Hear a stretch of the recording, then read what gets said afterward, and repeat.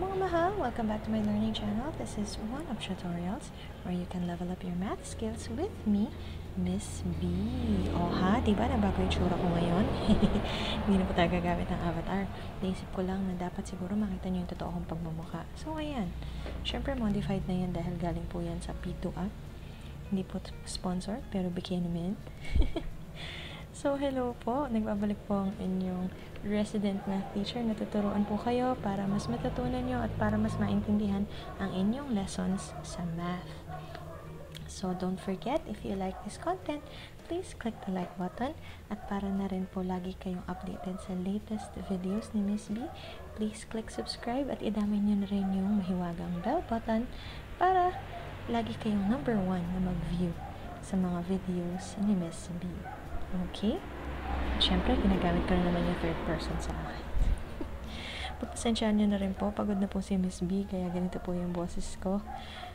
Pero, siyempre, hindi nito mapipigil ang aking pagbibigay ng lesson for you guys. So, let's start. Ang topic po natin ay circles. Tapos na po tayo sa realm ng polynomials. So, nasa circles na po tayo. Ito po ay lesson ng grade 10 sa second quarter at nasa week 3 na po tayo.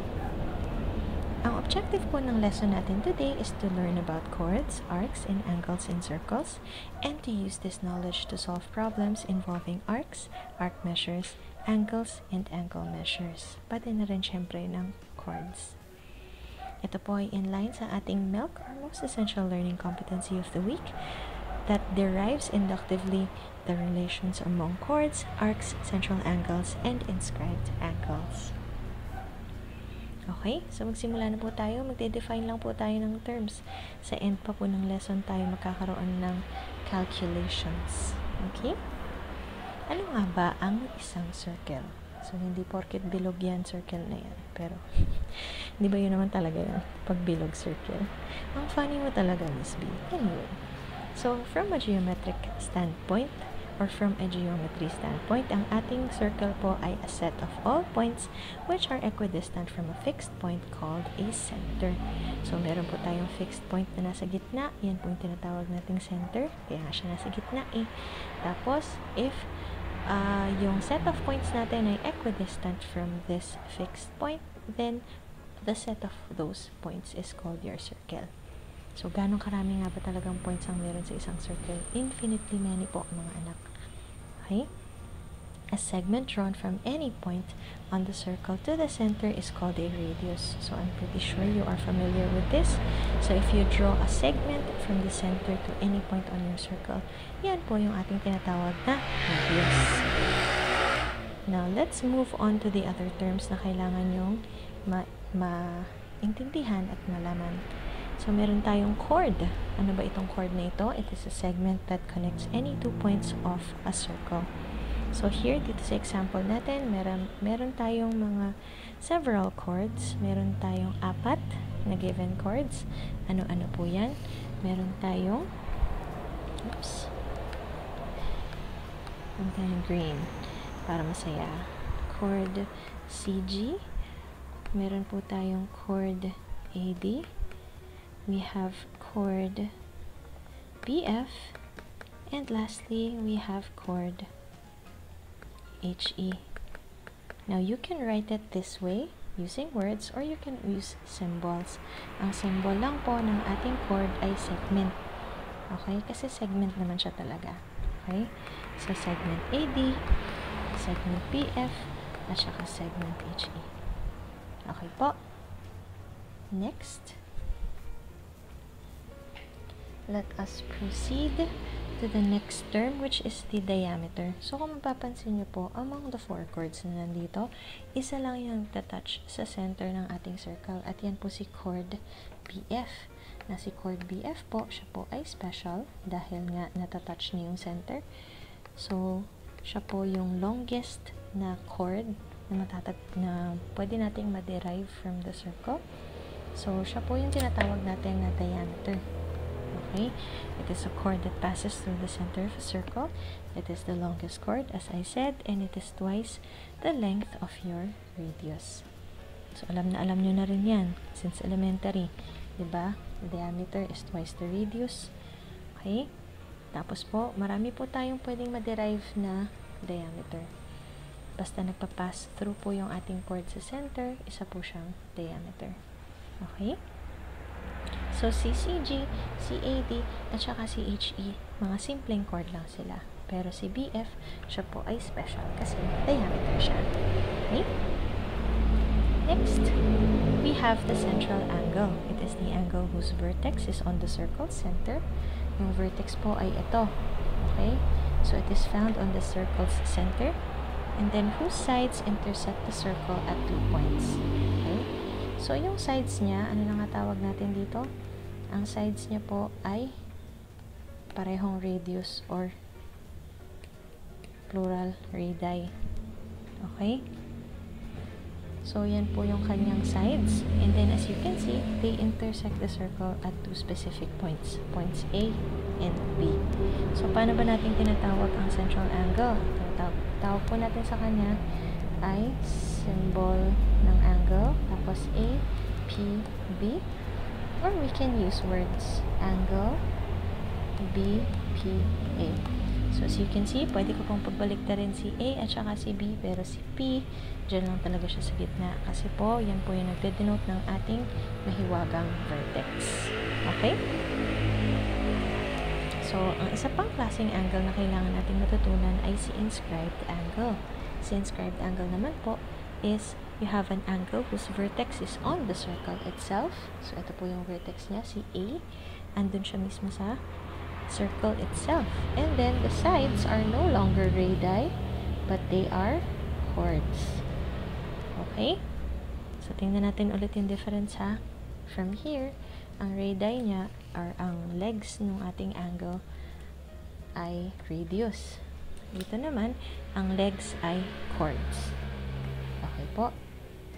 So, sana naiintindihan din natin. Also, please compare yung vertex. Yung vertex ng central angle ay nasa center. Ang vertex ng inscribed angle ay nandun sa circle mismo. Okay? So, now let's proceed. Arc. Ano naman ang arc? It is a portion of a circle determined by the central angle. So, siya po yung napapagitnaan ng dalawang radii na legs ng ating arc. Excuse me po. Or ng ating angle. So, we call it arc AB, or in symbols, para siyang maliit na mountain. So, ganyan. So, hill. Diba? Maliit na mountain. So, may hill siya sa ibabaw. Yan po yung arc AB. Now, if there are 3 points, then you can mention all 3 points. Halimbawa, meron akong circle. Tapos, this is S, E, A. Okay? So, you can also call it the arc C or arc SEA. Okay? So, pwede po, basta yun yung nadadaanan ng specific chord na yan, pwede nyo pong tawagin yan na ganon. Okay? With the letters that arc intersects or intersects. And then, now we have 3 types of arcs. So, syempre, may mga 3 tayong klaseng arcs. Ang unang arc po natin ay si semicircle. So, di ba, ang alam natin sa semicircle ay kalahati ng circle. Kaya nga siya semicircle. So, dito, sa geometry, kapag sinabi po nating semicircle, it just pertains to your arc. Okay? So, yan po yung ating semicircle. It is equal to the measure of 1/2 the circumference of your circle. Okay? Kapag length po ang usapan, kalahati siya ng circumference ng circle. Kapag degree measure ng isang circle, di ba? Ang isang paikot ay 360. So, ang kalahati nun ay 180 degrees. Okay? So, yan po yung ating aspects ng semicircle. Now, we have your minor arc at saka major arc. So, sila po, pareho silang nakabase sa semicircle. So, ang minor arc daw ay less than a semicircle. At ang major arc naman po ay more than a semicircle. So, kung titingnan po natin, kung magbibigay po ako ng isang example dito. Let's say I have, may 2 points lang po na given, si A at si B lang. Okay? Yung minor arc po natin dyan ay ito, yung maliit. Okay? So, kailangan natin siyang tawagin na minor arc AB. So, bakit? Pag sinabi lang natin na arc AB, pwede po kasing dalawa ang mag-pertain sa kanya. It's either the minor arc AB or yung orange is a major arc AB. Okay? So, pwede po siyang minor arc at major arc. Kaya kailangan maging specific po tayo kung 2 given points lang po ang meron. Ngayon, kung 3 points naman po, mas mababawasan natin yung confusion. So, let's have an example for that. Liliitan ko na lamang. Meron ako dito. Sabihin natin, meron tayong 4 na points. Tararan! Okay? Meron tayong X, Y, W, Z. Okay? Iniba-iba ko lang yung order. Amazing, isn't it? So, ano po yung minor arc dyan? So, anything that is less than a semicircle, yun po yung ating minor arc. So, instead of saying the minor arc XZ, you can just say arc X, Y, Z. So, obviously, kapag nakita naman nila yung figure, makikita nila na minor arc siya talaga. Okay? And then, similarly, kung gusto po nating i-describe si major arc without using the words major arc, we can just say that we have arc X, W, Z. Okay? So, yan naman po ay ang major arc ng ating circle. Ayos po ba? So, sana naiintindihan. So, ito po yung binanggit ko kanina. Remember that your circle has a complete degree measure of 360 degrees. Therefore, your semicircle is half of that. So, half ng 360 ay 180 degrees.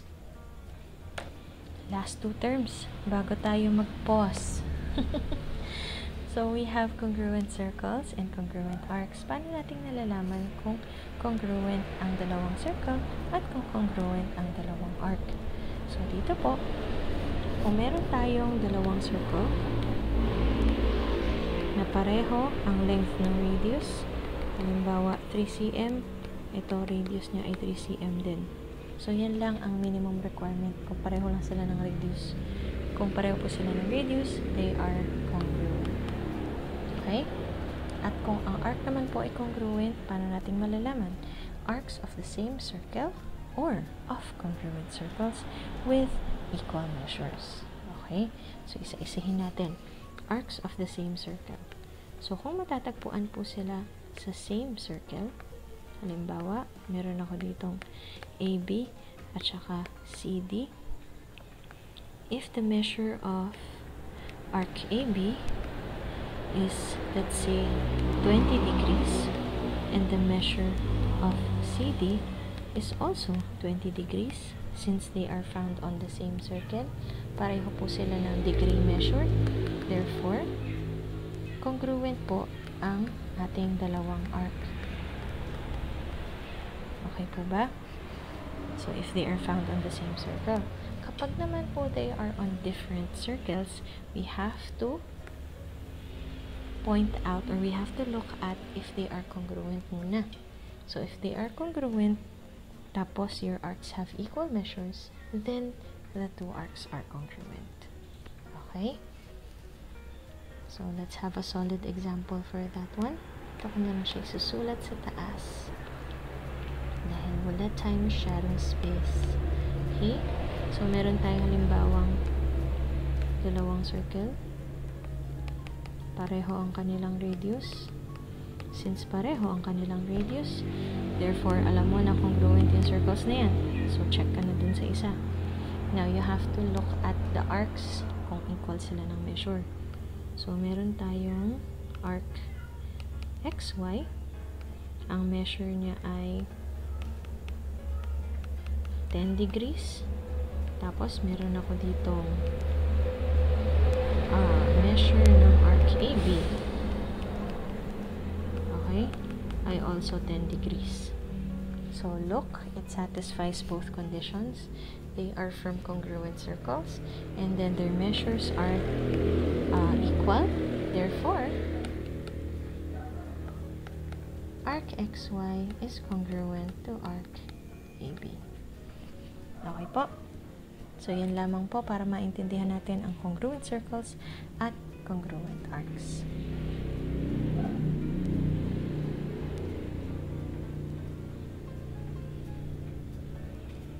So, ngayon magkakaroon tayo ng very short exercise. True or false lamang po. Two radii of any circle always have the same length. So, kung gusto niyo po, pwede niyo i-pause at this time at pag-isipan ng sagot. Ang sagot po dito ay true. Yes, it is true. Okay? So, two radii of any circle, lagi naman silang pare-pareho ng length. Kaya true po yan. Okay? So, palitan natin yung kulay kasi orange na yun. Gawin natin green. Okay. And then, next, two chords of a circle always have the same length. Is this true? It is actually false. Pwede po tayong gumawa ng two chords na hindi pareho ng length. Okay? Next, all chords are diameters. Is this true? Ito po ay false. Okay? Bakit? Kasi tatandaan nyo po ang diameter ay special. Hindi lahat ng chords ay dumadaan sa center ng ating circle. Therefore, not all chords are diameters. How about this one? All diameters are chords. This one definitely is true. Dahil ang diameter po ay isang klase lamang ng chord. Special chord lang siya. And then, all chords intersect at one point. Ito po ay false. Pwede po tayong determine ng chords that are parallel to each other. So, they don't intersect. Diba? A radius is not a chord. This one is true. Okay? Ano po ba ang definition ng chord? Diba ang definition ng chord, ang endpoints niya dapat ay nasa circle itself. Pero ang radius po natin, ang endpoint niya ay isa sa center at isa sa circle itself. So, hindi po siya talaga chord. Next, all diameters intersect at one point. This is true. At ano yung point na yan? Si circle. Ay, si circle. Si center. Sorry naman. Si center po. Diyan po nag-intersect lahat ng diameters. And then lastly, the diameter is twice the length of a radius. Alam nyo naman yan, na true yan. Okay? So, now let's continue. The sum of central angles. Paano natin ma-determine ang sum ng mga central angles na magkakadikit? So, the sum of the measures of the central angles in a circle with no common interior points is 360 degrees. So, ano pong ibig sabihin yan? Kailangan ganito yung visual nyo. Okay? So, para kang pizza na hinati sa tatlong malalaking chunks. Halimbawa, this is angle 1, this is angle 2, and this is angle 3. So, ano pong ibig sabihin ng no common interior points? Ibig sabihin, if I select or if I put a random point dun sa loob ni angle 1, hindi ko siya matatagpuan sa angle 2 at hindi ko rin siya matatagpuan sa angle 3. Which is true in this situation. Okay? So, ito po, yan po yung tinatawag na no common interior points. So, if you have central angles with no interior points, ang sum po ng kanilang angles ay 360 degrees. Okay? Simple lang. So now we're going to look at how do we calculate the degree measure of an arc. So paano bang hinahanap yung degree measure ng arc? Meron po tayong dalawang pinagbabasihan, si central angle at saka si inscribed angle. So mag-start tayo kay central angle. The degree measure of a minor arc is the measure of the central angle which intercepts the arc. So, visual, meron tayong circle, meron akong central angle, tatawagin ko siyang F, A, M. Okay, so si angle fan. If si angle fan, ang measure niya ay, let's say, 45 degrees. Okay? Then, yung nai-intercept po niya na arc na si FM, 45 degrees din po ang measure. So, yun lang naman ang ibig sabihin nito. Okay? If you are given the angle measure, then it's going to be the same as the measure, the degree measure of the arc. that it intercepts. Okay? So, paano naman kung inscribed angle ang binigay? So, sabi dito, the measure of an inscribed angle is equal to half the measure of the intercepted arc. Kalahati, half. So, anong visual niyan? Meron akong intercepted arc. Tatawagin ko siyang si FEM. Okay? So, if yung measure ni angle FEM or FEM is equal to, let's say, 15 degrees, ano yung sabi?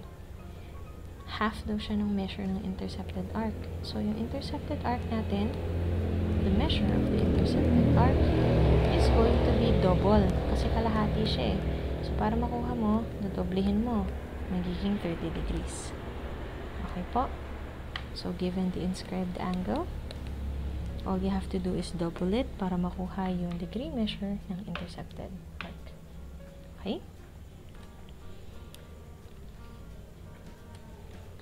So now, nandito na po tayo sa last part, which is the arc length. Paano ba natin na-measure ng arc length? Ang arc length po ay magkaiba sa degree measure of the arc. Ang arc length po, imagine niyo na mayroong string around yung ating circle. Yung arc length po ay yung length ng string at that particular arc. Okay? So, yan po siya si arc length. Ang degree measure po kasi is literally degree measure in degrees. Ang arc length po natin ay measured in terms of length. Okay? Or yung ang ginagamit natin units ay units for length. Centimeters, meters, inches, etc. Okay? So, paano natin nakukuha ang arc length? Ang formula po natin ay measure of the arc divided by 360 times the circumference of your circle, which is 2 pi r. Okay? Let's have a solid example. Meron po akong circle na ang radius niya ay 4 centimeters. Okay? Tapos, using the lesson that we just did, meron akong inscribed angle. At yung inscribed angle na yan, tatawagin ko siyang x, y, z. Okay?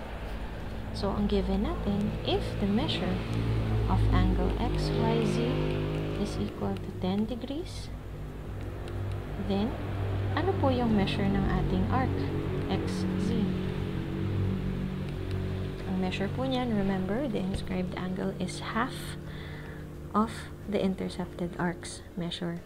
So, dodoblehin lang po natin yung 10, magiging 20 degrees siya. Now that we know the measure of the arc, we can finally substitute.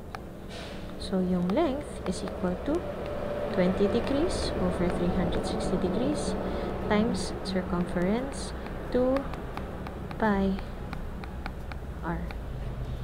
So, ano po ang makukuha nating value? Gagamitan natin siya ng mahiwagang calculator. So, we have, 20 degrees divided by 360 degrees times 2 times 3.14 times 4 is equal to 1.395555. So, since 3.14 po ang ginamit natin, may dalawang decimal place, kukuha rin tayo ng dalawang decimal place. At kapag ni-round off po natin yan, mga anak, ang makukuha natin ay 1.04 centimeters. Okay? So, sana po malinaw na ito sa inyong lahat. Pwede naman po ako magbigay ng isa pang example kasi feeling ko dito kayo kay arc length medyo nalilito. So, bigyan pa tayo ng isa pang example. Meron akong central angle naman. Okay? Ang radius natin ay 3 centimeters. Ang central angle natin ay 45 degrees. Ang hinahanap natin ay si arc XO. Parang yung candy. XO. Okay? Nabutan niyo ba yung candy na yun? Anyway. So, meron tayong arc. Hinahanap natin yung measure ni arc XO. So, dahil alam natin na ang measure ni central angle ay 45 degrees, ano yung sabi natin sa definition kanina? Ang measure ng central angle ay pareho lang with the measure of your arc. So, that means 45 degrees din po si measure ni arc XO. At dahil alam na natin yan, we can calculate for the length. So, we have 45 degrees divided by 360 times 2 pi r of 3 centimeters. Nakukuha po nating value ay 45, 360 times 2 times pi times 2.335 or 2.36 centimeters. Okay po.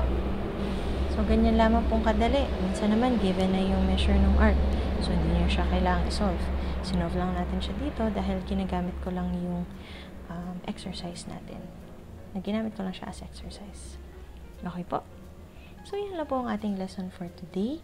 Sana po ay may natutunan kayo kay Miss B. And please don't forget to like, subscribe, and click the bell button para po lagi kayong updated. If you have questions or comments, please put them down at the comment section below this video. Yun lamang po. Maraming salamat. Magandang gabi sa inyong lahat. Paalam!